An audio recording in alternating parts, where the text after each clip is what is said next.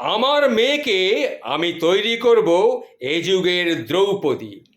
কেউ নোংরা চোখে তাকালে যেন তার চোখটা সে উপড়ে ফেলতে পারে। শাড়ির আঁচলে হাত দিতে গেলেও যেন সে কিছুক্ষণ ভাবে। আমার মেয়েকে আমি তৈরি করব এমনই এক দ্রৌপদী, শরীর ছুঁতে গেলেই যেন তার হৃৎপিণ্ডটা কেঁপে ওঠে। এমনিভাবেই একজন বাবা হিসাবে, একজন সন্তান হিসাবে, একজন ভাই হিসাবে, একজন দাদা হিসেবে তুলে নেব তার হাতে আমি অস্ত্র।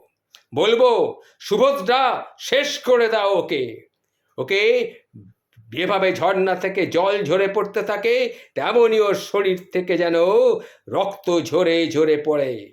খুবলে নাও, ঠিক যতটা কষ্ট আমার বোনটা পেয়েছিল তার কয়েক হাজার গুণ বেশি যন্ত্রণাও ওকে তুমি দাও, ওই হিংস্র নরকাদকগুলোকে। হ্যাঁ, আমার মেয়েকে আমি তৈরি করব এই যুগের দ্রৌপদী হিসাবে।